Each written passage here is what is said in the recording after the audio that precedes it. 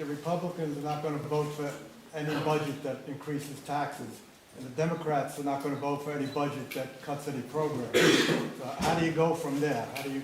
Well, again, that's the polarization that takes place. But, this is where leadership comes in. Let me just give you an example, okay?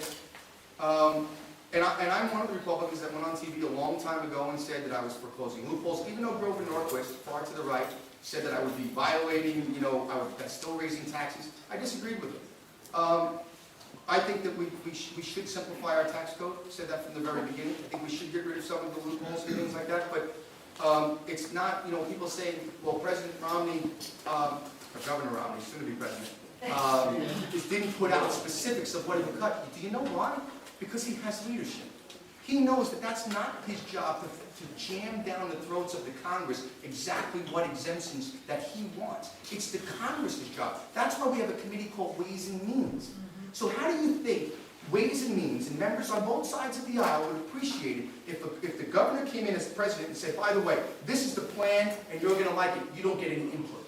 So what I think you do is you lead in a way that every other president, for the most part, Jimmy Carter not so much, has led. President Clinton, President Bush, and most presidents, Ronald Reagan, and I know this from speaking to members of Congress that have been there for 20 years or more, all used to say that when the president had an issue, whether it was taxes, whether it was a Jobs Act, whether it was whatever, he would call members of Congress in groups of 20 or 30 over to the White House and talk with them and discuss the legislation and say, okay, why are you not for it? How can we get you to be for it? Okay, you don't want to raise taxes?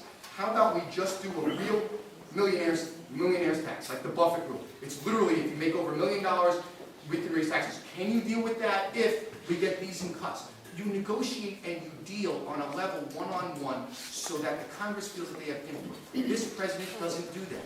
I've never been invited to the White House. I don't know very many that have, and I'm going to tell you that many Democrats have come to me and have said they've never seen this before. These are Democrats that have been here a long time and said, again, George Bush had them over, Clinton had them over, Reagan had them over, and they discussed legislation and you build support, you build consensus. That's what leadership does. That's what I would do. That's what I've done in the Congress. I don't have the most bills that have passed the House because I can't get along with others, because I can't find a consensus. I have the most bills that pass the House because I do work across the aisle, and I find that common ground. But you're not going to find common ground without leadership at the helm, and this president simply doesn't have it.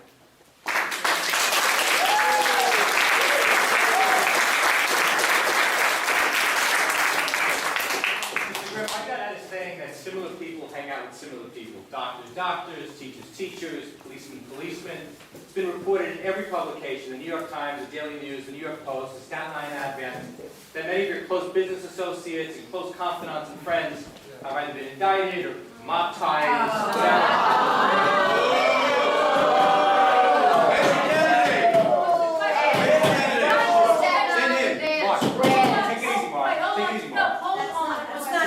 My question is, how do you explain that? How do you explain the fact that there's a pattern here? Well, first of all, I don't think it's a pattern. That's first of all.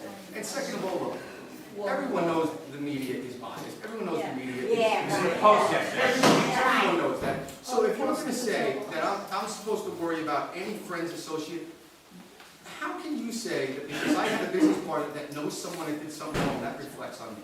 That's just silliness. It's more than that.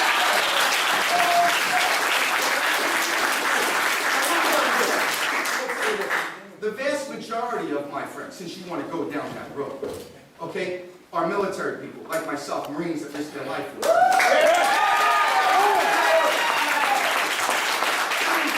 Like myself, recognized for valor, okay? And you also, undercover, I'm not done speaking, young man. Why don't you have a little respect? Have a little respect. And if you don't have any, I'll be glad to teach it to you. Okay?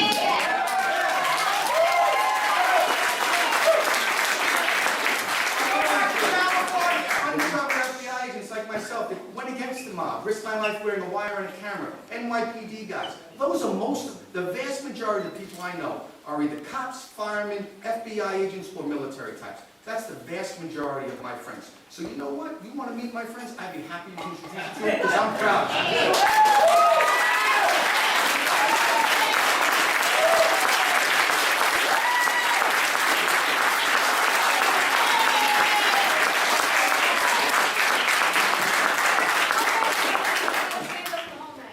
Congressman.